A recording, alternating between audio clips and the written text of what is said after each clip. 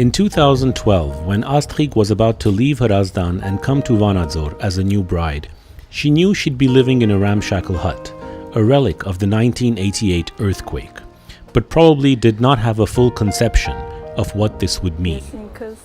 I myself wasn't raised in such conditions. I grew up in a normal house. I had never lived in a domik, so I'm not used to living like this. And the fact that my children are stuck with these conditions is very painful for me. Bagrat had lived in this hut ever since he was 5, and its dreadful living conditions are all he has known throughout his life. He was raised here and has used his bare hands to add some room to the supposedly temporary hovel. I've been here since I was very young. I don't even remember much. It was a long time ago. This is how people are usually. Wherever they happen to live, they adjust to it as they grow up. If it's a domik you live in, you're perfectly aware of the difficulties involved. But since there isn't anything you can do about it, you go along and adapt. Located in the heart of Vanadzor, a city in Armenia's Lori region, this hut is home to a family of 6. Every year, ever since I came to Vanadzor, we've been promised housing assistance, so I've just tried to make the best of things. Given these conditions, I've done everything so that my kids could have as happy and carefree a childhood as possible. As to the degree to which the 28-year-old mother of 3 is able to accomplish this, and in order to have an idea about the things needed to improve the family's life, it would be enough to spend a few moments walking through the hut with Astrid.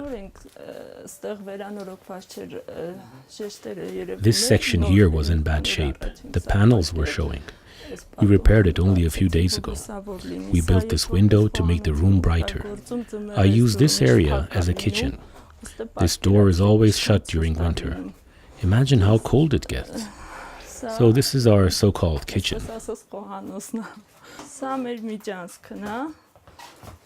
This is our entryway.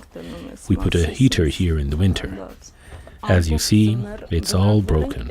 We spent the whole winter in this room here. I closed this section off with curtains and wood panels, and we spent the whole winter here.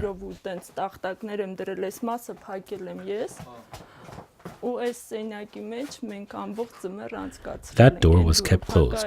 That one too. We used a portable heater for as long as it was possible.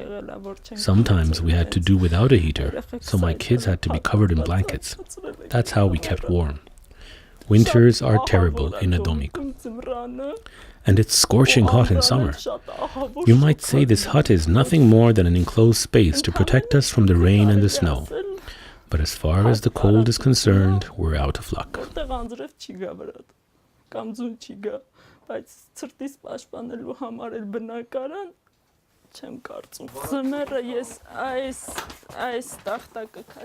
At the start of winter, I pulled this board forward like this and closed this section off by hanging blankets, a bedsheet, and a curtain on top. That's how we were somewhat protected from the wind and the cold. These are horrible conditions for children to be living in.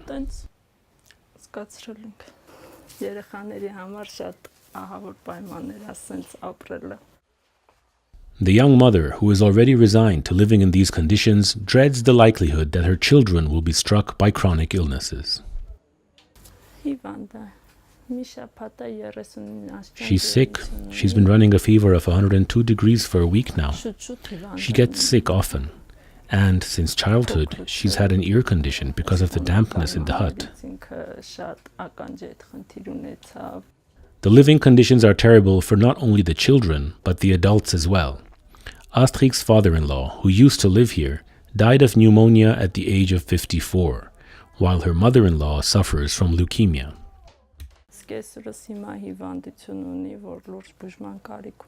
My mother-in-law needs to be hospitalized, but we can't afford it. She has leukemia and is also anemic. She's on medication. Astrid has never had a job. She receives $70 a month in social assistance from the government.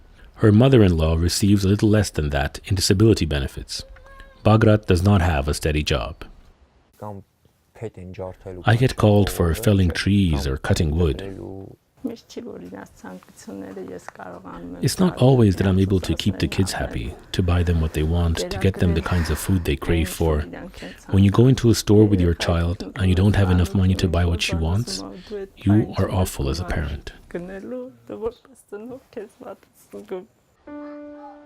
With the scant government assistance and Bagrat's occasional earnings, which total less than $200 a month at best, the family can't possibly save money to buy a house. Bagrat has lost all hope, but Astrid has faith. I always put my trust in God. I never despair. I do try to make things better despite the odds, but ultimately I've pinned my hopes on God. If God wills it, we will have a house.